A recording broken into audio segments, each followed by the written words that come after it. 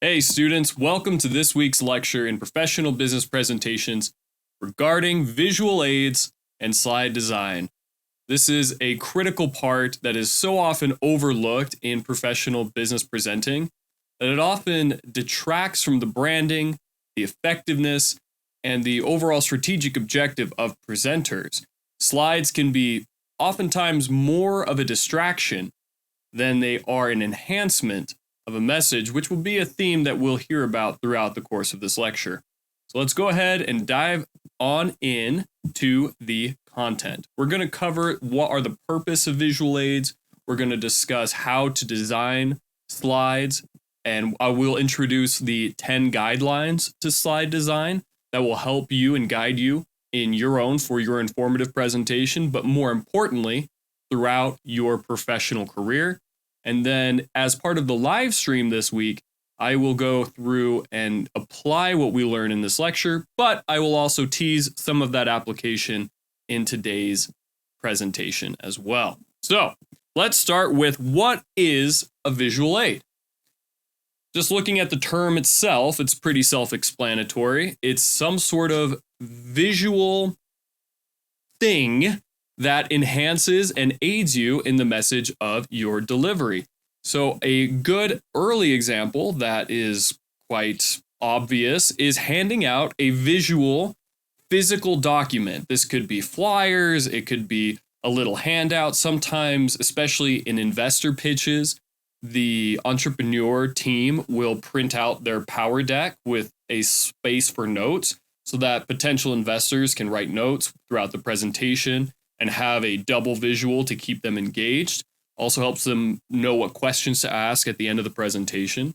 One of my favorite visual aids that's in the group presentation from last semester is they came with ice cream. They had those little, 4-ounce ice cream cups full of cookie dough ice cream, and they handed it out to everybody, and they were doing a presentation on dairy and the dairy industry. And so they kind of warmed up the audience, but it was an attention getter and a visual aid. Hook, we'll talk about that more next week. But yeah, this was a phenomenal visual aid because not only did it engage the visual senses, but it also the olfactory. You could smell it, you could taste it, you could feel the temperature of it. And that's the more senses you can engage your audience with, the more attentive and the greater their ability to retain the information that you're sharing. So you might say, oh, well, in a professional business presentation, am I ever actually going to hand out ice cream? Absolutely. Do whatever it takes to differentiate yourself and set yourself apart. There's this really antiquated and outdated approach to presenting where you have to fit this mold, this cookie cutter structure in your appearance and in your delivery, and you have to play it safe and all that. It's just nonsense. Like, people want to interact with people, and the most people things that we do are eat and connect and enjoy each other's company. And so as much as you can do that in your presentation, the better your off will be. And humor too. Humor is a huge part. There's been this outdated idea that in a professional business presenting situation, you should never have humor. That's just unprofessional. It's complete nonsense. An appropriate dose of humor will actually increase the odds of persuading your audience to your objective. And if you're just sharing information, it makes it more enjoyable and entertaining to your audience. It keeps their attention. So anyway, that's why we want to use visual aids to enhance that message, to connect with the audience more and create an environment. We talk about pathos, evoking emotion or creating an environment. Visual aids are extremely effective at that. And that's why physical, tangible visual aids the tactileness of it is just so effective in enhancing your message. I did a marketing competition for Spree, which was it's a gum company that uses sweetener that's not aspartame or sugar. And I 3D printed packaging for the marketing competition. And we got third place, which was awesome. But basically they said the only reason you got third place is because you had this physical representation of your new marketing materials. and they actually kept it. They took it from me, and they're like, this is ours now, and we might use this style of packaging. And so that tactileness of having that was enough to convince them. That visual aid got us to place in that marketing competition. So it was pretty cool. Tactile visual aids, awesome. There are, of course, other types of visual aids. The PowerPoint presentation that you use, as you can see in this photo right here behind this gentleman, that is considered a visual aid. If you send an email with information about your presentation, data, statistics, anything, again, basically anything that enhances your message and visually represents your information, that is considered a visual aid. So specifically, we want to talk about conveying data and research through visual aids, because if we just have an Excel spreadsheet chock full of numbers and data, that's not digestible, it's not quick, it's not convenient, especially for professional business presenting, whether you're an accountant talking about your tax obligations or your accounts receivable or whatever it might be. You want to be able to convey that aggregate data in a concise way, and that's what visual aids are specifically used for. So it's a little meta where you're using a PowerPoint presentation, which itself is considered visual aid, and then you're using graphs and charts as a visual aid within a visual aid to further enhance your message. So let's go through those real quick. This is a bar chart. I'm sure you've seen these before.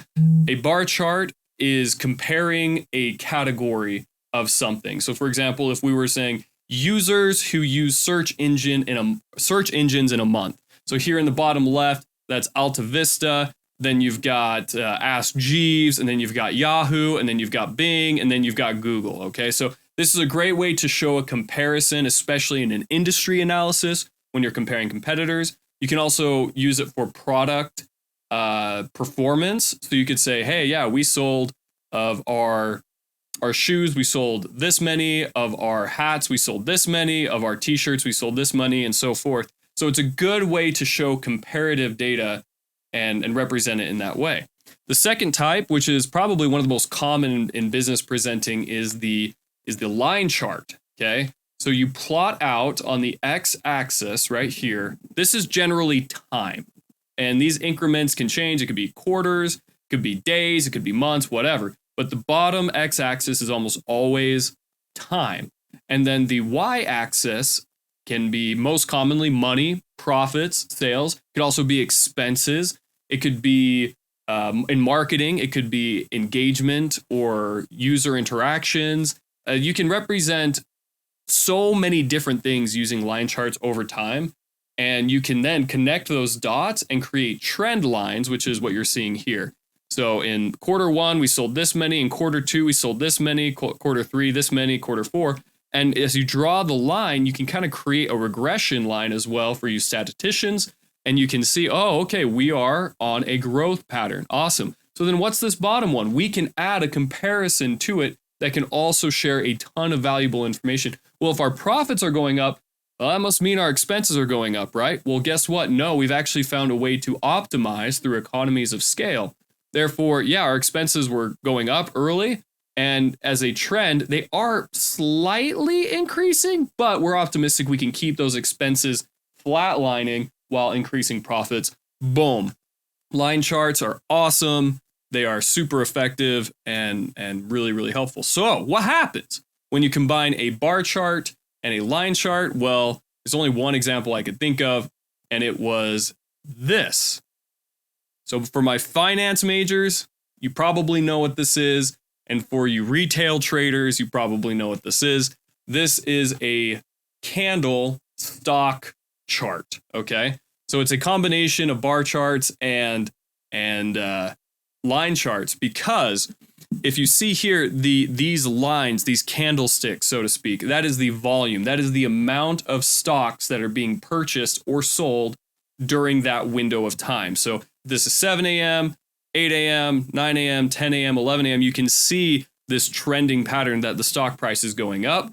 And you can see comparatively how many people are buying and selling the stock based on these lines. If it's red, that means the price is going down. And if it's green, it's going up. So you can, the reason I show you this is you can just pack so much information in a very simple chart. This is a great demonstration of that.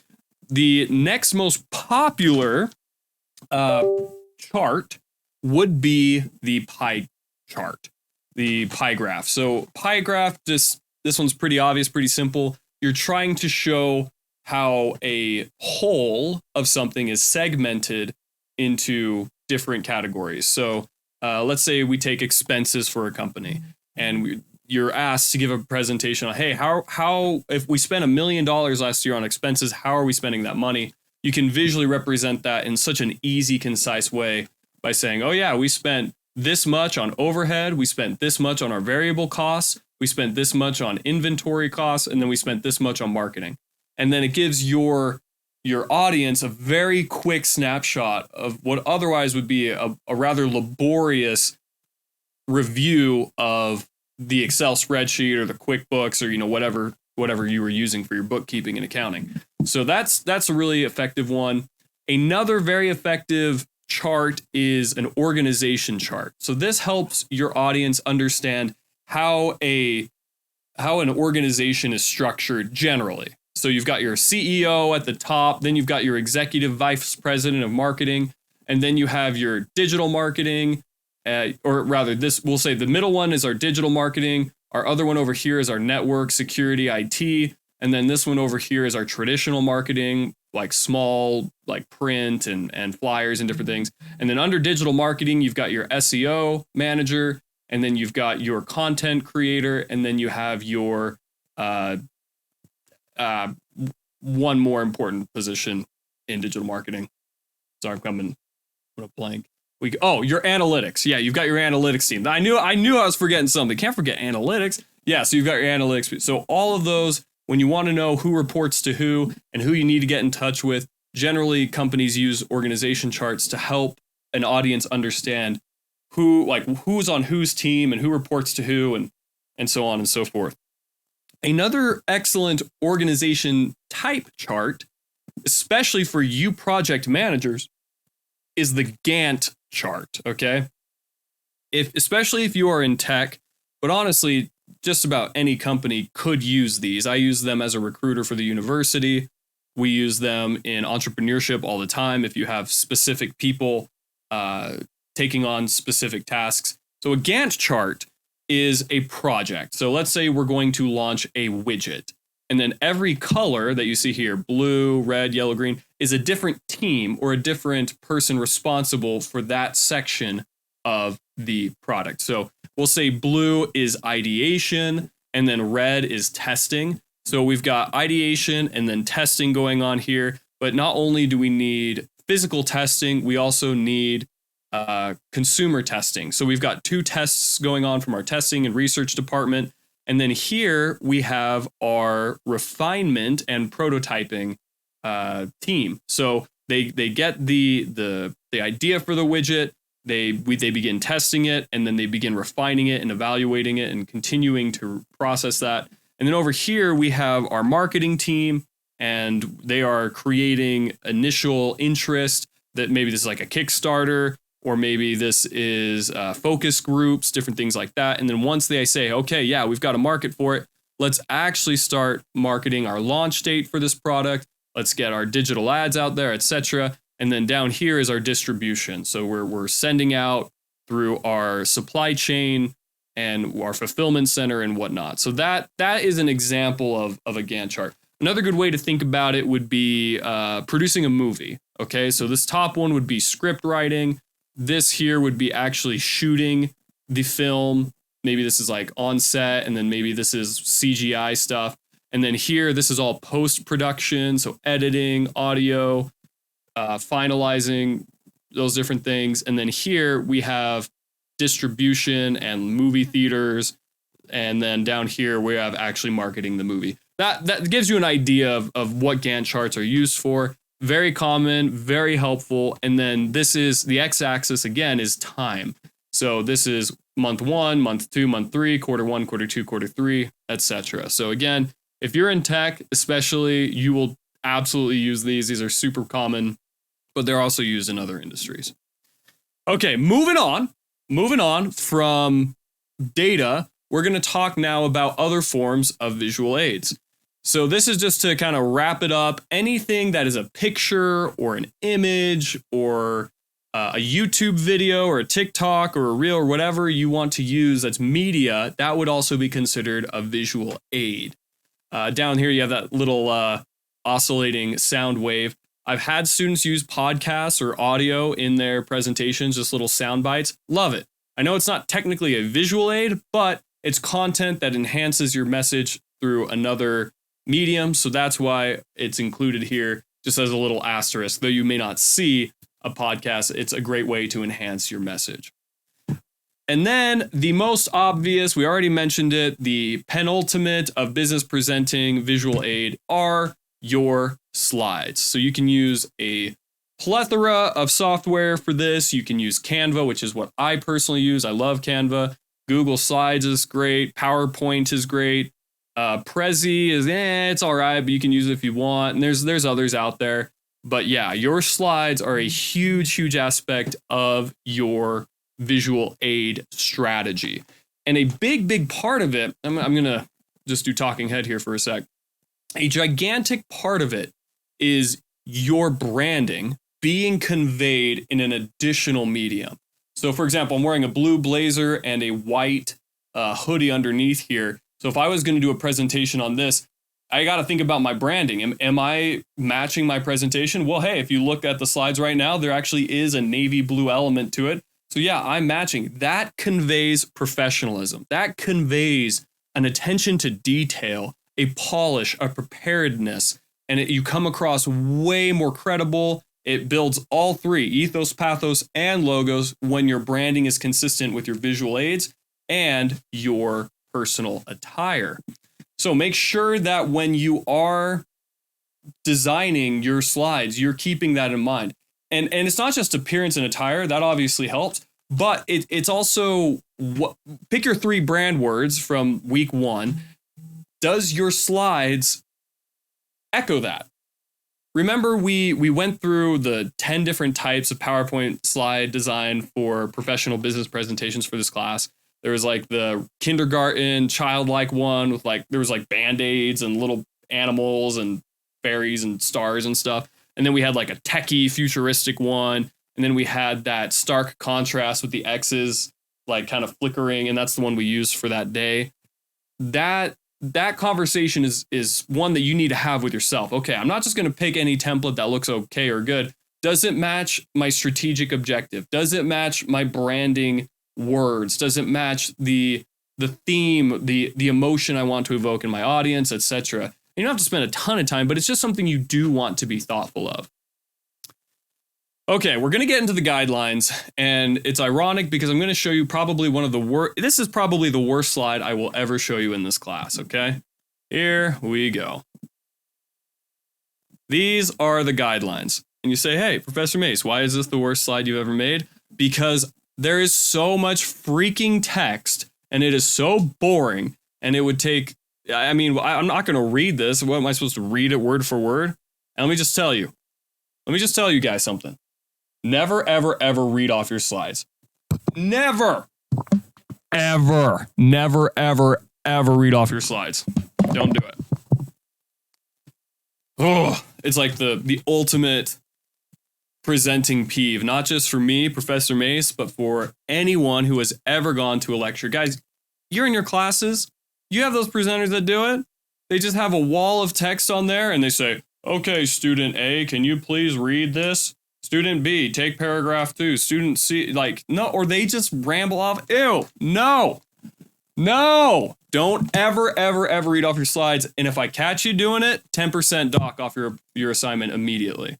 If there's one thing I want you to leave this class with, it is to never, ever, ever use your slides as a crutch for what you're saying or to say it for you. And we'll talk about that a little bit more in a minute. But yes. And the reason why I say this is the worst slide ever, I'll go back to it, is because there's just so much words on it. But a lot of students ask for this, and I'm also going to post this on probably Teams and the announcements. It will be in the files as well for the class. so you can have access to it. And we're going to go through each one of these right now together, but if you want to screenshot this to keep it for your upcoming assignment this week, go ahead and do so. All right, without further ado, let's dive right on into number 1. Okay. I don't want you spending more than 60 seconds on a slide, and the main reason is the average attention span has been reduced to between 6 and 8 seconds. In the 1990s or 80s, I think it was 15 to 30 seconds. And then back in the back long days, like 1800s, 1900s, early 1900s, it was as high as 6 minutes. But we are in the TikTok era. We no longer have that good of an attention span. So what I need you to do is spend no more than 60 seconds on a slide. 30 seconds is kind of the sweet spot. 15 seconds or less is great as long as it's purposeful. But there's just this really, really frustrating, archaic, again, this is antiquated thinking that more slides is worse. And it's not. More slides are always better. But let me tell you why a lot of professors put an 8-slide limit on your assignment. Or if you're giving a presentation at a company and they say, hey, just keep it to 6 slides or less. The reason why is because most people spend 5 minutes on a slide. So don't do it. Spend 30 to 60 seconds per slide. Ignore the parameters for slide limit, which is so arbitrary to begin with, and use more slides. And we'll get into why that's effective here in a couple minutes with some of the application. But it's a way to re-engage your audience. It's attentive. It's exciting. Watch any YouTube video. Watch a TikTok. Watch a Reels. Whatever you want. There is not 60 seconds of one slide. And there's not 2, 3, 4 minutes of like one thing being shown and someone talking over it. And if there is, it's got 10 views and that's it. No, people don't like that. It's not engaging. It's not interesting. And we want our audience's attention. We want to build ethos, pathos, logos. We want to convey our branding throughout. So keep those slides coming. More is more. Less is more does not apply here. More is more. Use as many slides as you want. I've had students give 10-minute presentations that they had 60 plus slides because when they were doing their attention getter or hook, they just had a bunch of photos that they were clicking through every 2 seconds. And it was awesome. I loved it. It was so engaging to the audience. So go wild. There is no limit on slides, but there is a minimum. If you have an 8-minute presentation, which your informative is, I want no less than 8 slides for that reason. The average is about 16. I would even encourage you to go as high as 20 to push yourself because it's just better. All right. Guideline number 2, when choosing the theme or the branding, you want to pick 2 high contrast colors such as this white and black. You can kind of see here. So in this model that I'm using, white would be the background, black would be the text, and then the lime green here would be the accent color. Let me give you a demonstration of this here. This is from, I think last week or 2 weeks ago. Black is the high contrast background compared to the white font. And then we had this yellow, limey green here to accent it. And the reason why we want that accent color is watch what happens when I take away that accent color. It's still nice. It's still aesthetic, but it loses so much of that branding, that differentiation, that uniqueness that you want constantly conveyed. Because branding, differentiation is memorable, and we want our audiences to remember us, and we want them to remember our message. Let me give you another example from that same presentation. We talked about identifying goals for your presentation. If I take away the accent, color, and shape, this just became a junior high school presentation. It is way less professional. It's so simple and so boring. It's still a great vector and a good font, and it's simple. It's not a bad slide per se, but there's no branding. There's no human element to it. There's no you involved. So we want to make sure that we are including an accent color, at least one. In the presentation we're using right now, I'm using 3 accent colors. We've got this green and lime, and then there's actually a yellow that you'll see here in just a minute. But I just want to talk real quick. If I had a level 3000 class for business presenting, I would dive way deeper into building aesthetic slides and really creating incredible visual aids for your presentation. But for this class, we're going to keep it simple. I'm going to push you away from a lot of the bad behaviors and bad habits of poor business presenters, which unfortunately is a lot of the way you've been trained in K through 12 and even in college to some extent. And we're going to move into what is most effective, what's most appealing and aesthetic. And again, this is a marketing class. Branding matters, aesthetics matter, color palettes matter, all of that. But we're going to keep it simple. So that's why 2 high contrast, 1 for your background, 1 for your font, and then an accent color to do what you will to add little flourishes to it. Okay.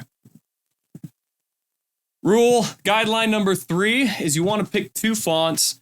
The sans here, it does not have any frills, and the serif does have frills. That's the best way to keep it separate. The letters themselves have these little embellishments on them. Think about Times New Roman font, and think about Arial font as your sans. There's no flourishes. It's very simple. It's very clean. Doesn't have these edges. So this is something fascinating. When it comes to print, like actual print, serif is easier to read. So if you look in the Exceptional Presenter, I don't know if you can see that. It's kind of a hard time focusing. It is serif. It has all of the little letters have those little flourishes to them. And generally when you read a physical book, it will be a serif because it's easier to read. It's more accessible in print. But when it is on a screen, a digital screen, the science has shown that sans is easier. So most websites you go to, their fonts will be sans, Source Sans, Open Sans, Arial, Calibri, a lot of those fonts, because for whatever reason, human eyeballs, when it's on a digital screen, can read this better, but on physical, serif is better. Just a fun little fact.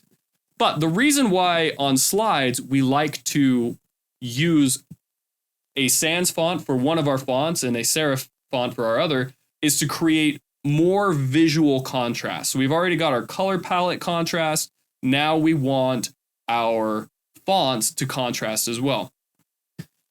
Why only 2 fonts? Why not 3? Why not 4? Sometimes you can get away with 3. I have 3 on my website, UtahTherapyClinic.com. That's the clinic my wife and I run here in Orem. And I use 3 as a way to add extra emphasis to certain things and then to de-emphasize other types of information. Again, it is a level 2000 course, but it is entry level in the sense of business presenting and you know, like UX kind of stuff. And anyway, point being, for this class and to be safe for any business presentation, stick with 2 fonts. Because we want consistency. The most important thing when it comes to branding is consistency. And so you'll see that throughout a lot of these guidelines. I'm asking you to be consistent. So choose 2 fonts, choose one. Let me go through some more examples here. These are 3 sans fonts, and you could choose any of these. Again, if you go on Squirrel Font or Google Fonts or Adobe Fonts, Microsoft Word usually has these categorized. You can filter them in that way. But you can see, okay, yeah, there's a lot of diversity in font shape. This presentation uses Quicksand as their sans font. I like it. It's kind of softer. It's rounded. It's more approachable. It's not so rigid and strict. It's kind of lighthearted. And I feel like this conversation is about visuals and things like that. So I think it fits the theme very well. Lovello's a lot more bold. This is lowercase, quote unquote, all uppercase. That's fine too. But then you look at Josephine, and that almost looks like a serif font, but it's just more stylistic. You got that slanted E there. So there's a lot of diversity. You can really communicate lots of different things on the sans font that you choose. And then for serifs, very similar. Bitter is a phenomenal serif font for digital, like websites and presentations, because it is a subtle serif font. It still has a thickness to it. roundedness to it where it's still very easy to read on a screen, especially compared to Francais and Lancelot, I don't know. But yeah, it's a lot easier to read. So on my website, I use Bitter. I'll get to that here in a sec. But yeah, I mean, you can kind of see the variety and diversity of serif fonts that you have. But keep it simple. Don't do like Comic Sans. Like, don't do any of the over the top. Keep it clean. Keep it simpler. And accessibility, the ease of reading is probably the most important part. Okay, so as I mentioned before, you want to choose one for your header and you want to choose one for your body. And you can choose the sans for the header, or you can choose the serif for the header. And then the opposite would obviously be what you would go with. So for my website, Utah Marriage and Family Therapy Clinic, I use Cerebri Bold. And that's what I use for my headers. And then for the body, the content or copy, I use Bitter. Okay. When you are choosing fonts, you need to have the same size throughout the presentation. Okay.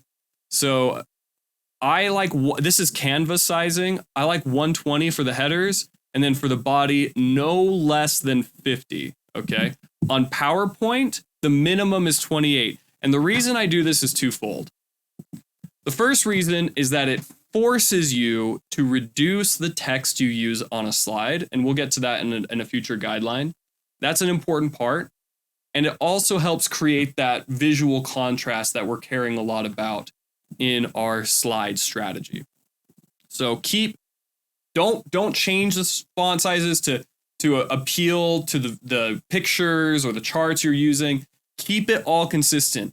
Find a way to manipulate other elements in your presentation before you start compromising the consistency of your font size or which font you choose to use. So here's an example from my informative presentation that I would give on cosmology and space.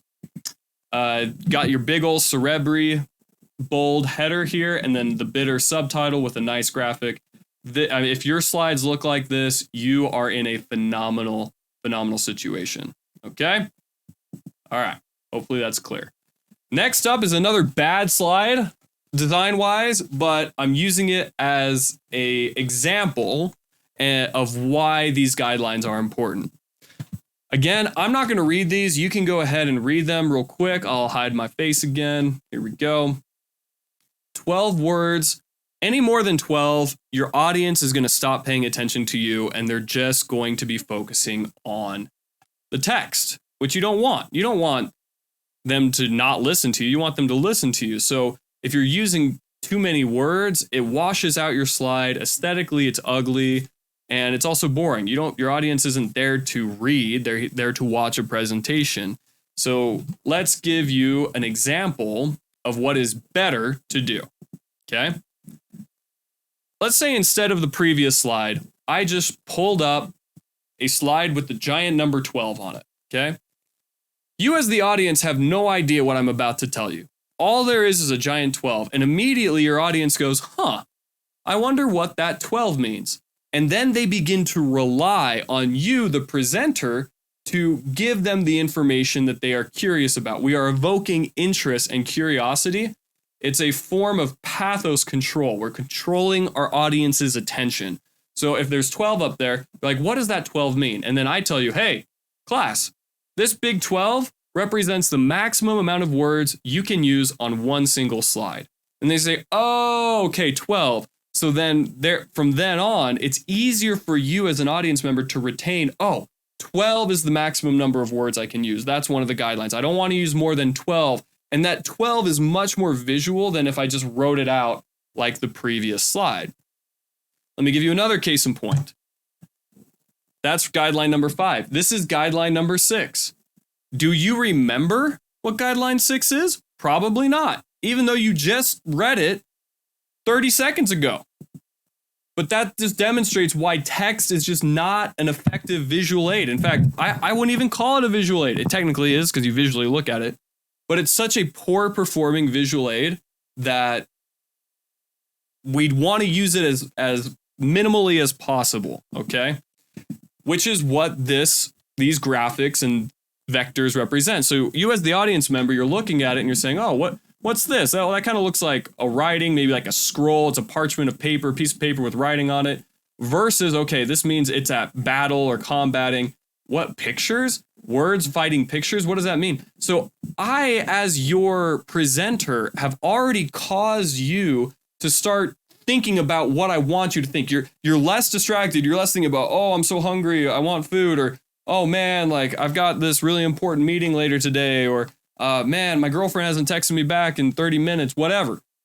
Because you're looking at these visual aids trying to decipher it. It's like a little puzzle for your audience. And then you, as the secret holder, so to speak, are going to give them that information. They have to rely on you and they have to pay attention to you. So that's what we're doing. It's attention control. If you use text, you're not controlling the attention. But when you use graphics and you prioritize, and that's number 6, you prioritize graphics, vectors, images, and other visual aids over text as much as possible. So now I told you that this slide makes more sense. You're like, oh, okay, when these two are competing, I want to always choose the graphics and vectors to win that battle as often as I can. Okay, so that's guideline number 6. Let me give you another example of this. Guideline number 10. There's no way you remember guideline 10. We've covered way too much content since then, and if you do, you are a wizard, and I applaud you. But for most of you that you see guideline 10, you're like, oh, I knew there was 10, but what in the heck is guideline 10? All I see is a speech bubble with an X through it. Again, your mind is probably spinning. It's like, oh, I'm trying to remember, what could that mean? The speech bubble, like no talking? Wait, what does that even mean? And now I'm going to tell you, and it's going to make a lot of sense. When you as an audience member make sense of these pictures, they lock into your memory bank. It's a much more effective retention mechanism to hear it and connect it to a visual representation of that spoken word, okay? So the rule is visual aids enhance your message. They don't tell it for you. Oh, okay, that makes sense. So you don't want the visual aid telling the message, speaking the message for you. We don't want visual aids to tell it for us. We want those visual aids to enhance our message, okay? So let me give you another bad example. And again, what do most bad presenters do? They'll just read this. They'll be like, all right, here's the 10th guideline. Slides enhance your message. They don't say it for you. Make sure that when using slides, you're already zoned out because first off, I told you. Second off, you already read it by the time I'm not even halfway done reading it. And what a waste of time. And now your attention is free to wander. And who knows if your attention will ever come back.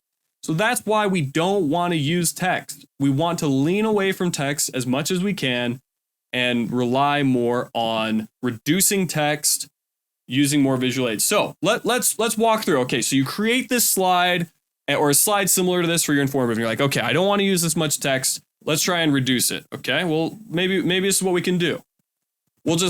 We won't write the description. We'll speak the description, so we'll have that. And this is better. This is way better.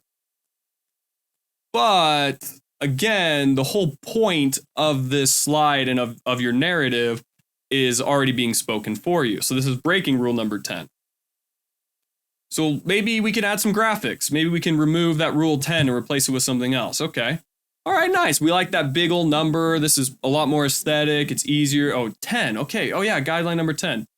Slides enhance your message. They don't say it for you. Oh, but now I'm adding a much more applicable visual aid instead of just having words. And just like a visual aid should do, it shouldn't tell your audience for you. It just enhances your message. But do we even need all this text? Hey, how about let's try and reduce it even more. Okay. Now the focus is this visual aid, and your audience is going to pay way more attention to this. Their eyes are going to bounce back and forth through this, and then they'll see the number 10 and enhance your message. And this is cryptic enough that maybe your audience won't assume that that's the only thing you're going to be talking about, and they might rely on your narrative a little bit more. But why only do a little bit more if you could just keep their attention with just a great visual aid and a memory association number. Because, I mean, this is kind of meta here, but in this presentation of this woman's presenting, there is not any written information on it, so these audience members have to rely on the presenter to understand with the visual aid. So this visual aid is enhancing her message and not saying it for her, and these audience members have to rely on her. Just like you are using these visual aids to attempt to remember guideline number 10, that visual aid should not tell your message for you, rather it should enhance it, okay? Inception, slide inception. I hope that was fun for you. It was fun for me. I had a fun time building this. Okay. Number 7 is another bad example in, portrayed here. Why in the world would we use bullet points on a presentation slide? Okay. You're like, oh, well, it organizes it. It makes it better. Listen, when it comes to writing, makes sense because spacing is a way to add emphasis. Bullet points are a great way to make a list.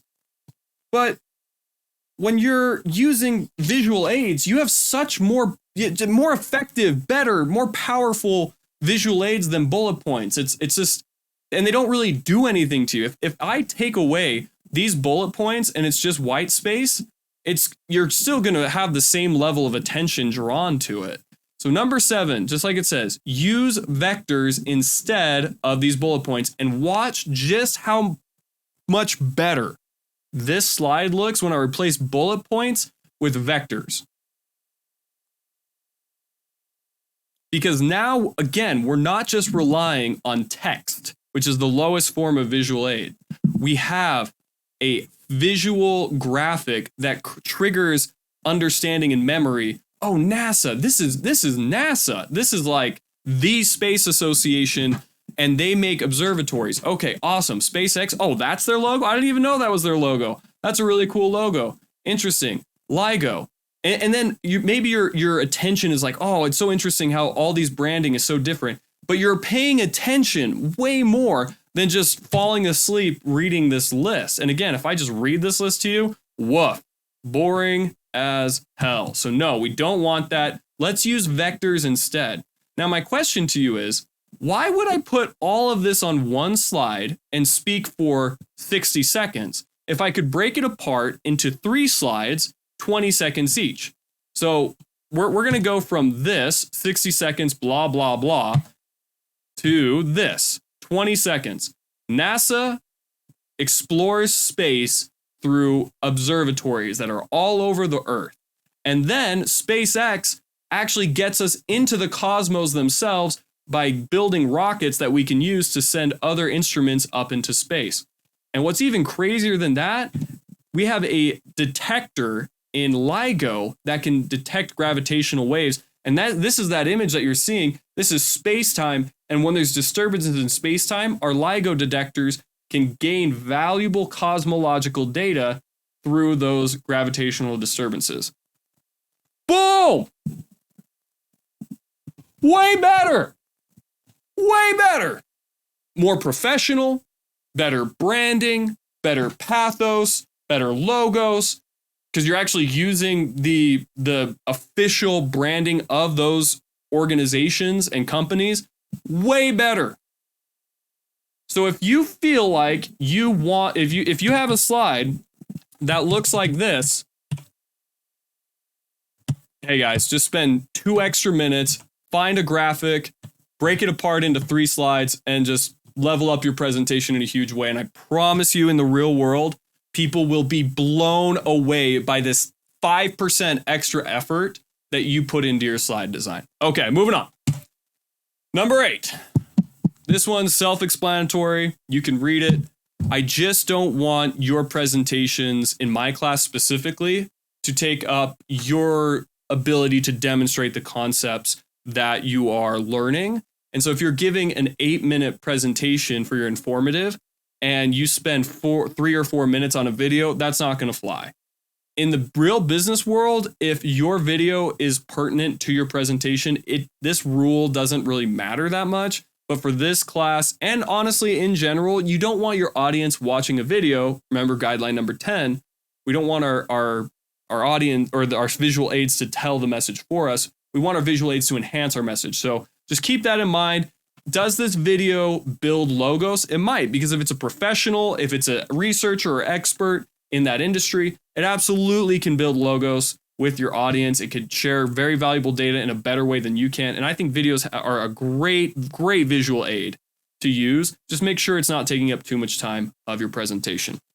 Number 9 is one area that most students, or not most, I should say a lot of students struggle with because they aren't willing to really make the extra effort to find high quality images. So that's number 9. Make sure you are finding high quality, high definition photos. And then we'll get to the second part here in a second. So these are my boys, Nacho on the left, Milo on the right. These are my 2 beloved sheepadoodles. So if I was giving an informative topical presentation on the sheepadoodle breed, and I'm using this adorable photo to represent my dogs, well, you're going to think, wow, that's great. That's super cute. Look how cute his ear little flopped back here. It's so sweet. Now, sadly, Canvas doesn't have super high definition, so you probably won't be able to see this in the high definition it is on the slide itself. But when you have potato quality and it's all pixelated, and guys, this I didn't like go to Photoshop and blur this out. All I did was screenshot this photo when it was smaller on my screen, and then I just scaled it up. I just grew it using the transform function on Canva, and it blurred it out and just made it super pixelated. So it's very easy to downsample or downgrade the quality of your images. So we'll talk about where to go for that here in a second. But yeah, we do not want low quality. It completely removes your credibility. It makes you look like an amateur. It's unprofessional. Definitely make sure your images are high quality. Let me give you another example of a product. Okay. If I'm trying to sell you a pair of Nikes, guys, you cannot go to an e-commerce website and have a low definition picture. People will not buy it. They do not trust it. Low quality image, low quality product. Low quality image, low quality information. So your images, your visual aids, especially your pictures, they need to be high quality, not pixelated, 4K, at least 1080p quality images. So make sure they are big enough for that. So let me just talk about some resources real quickly for you.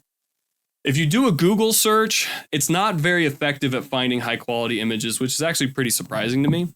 But what you can do is in the top, you click the advanced search options and you can select extra large and large images only. And then you click the images tab, and those will generally be better at putting them on slides. But if you transform them and scale them up, they'll still get pixelated. So here are a few websites that you can use instead. There's Vecteezy, which is vectors. I'm a huge fan of Vecteezy because it has pictures that don't have a background.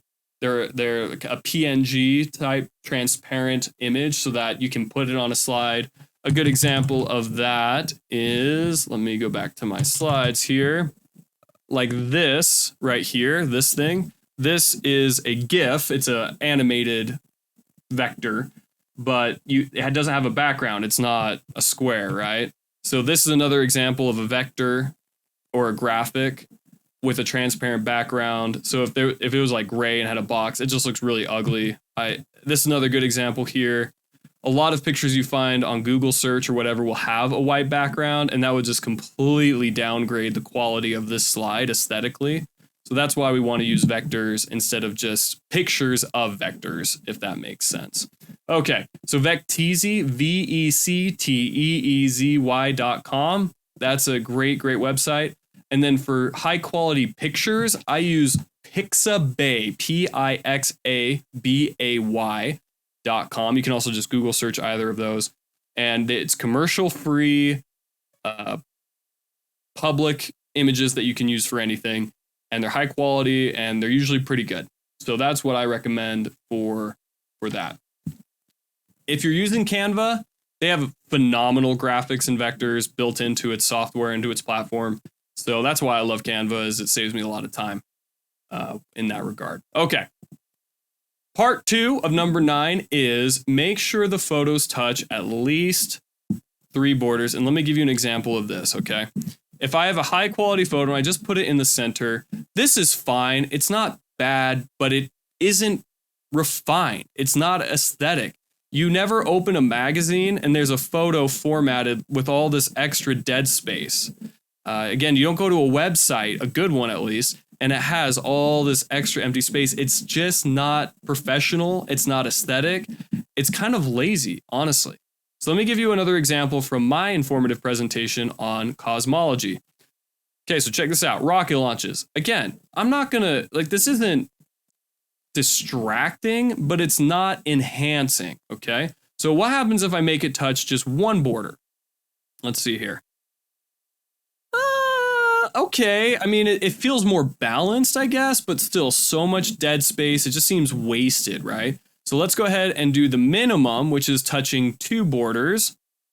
Oh, see, I mean, it kind of looks more stylistic. You could make an argument that it stylistically it's a little cooler. But again, we have so much dead space. Maybe if we had another vector or something here, maybe if we had an accent shape, like a cool space universe type accent, might make it look good. But why not just make the picture touch 3 sides of the slide? Oh, yeah. Now that's looking clean. That's looking professional. That's looking really aesthetic. This designer knows what they're doing. This is looking way better. This is polish.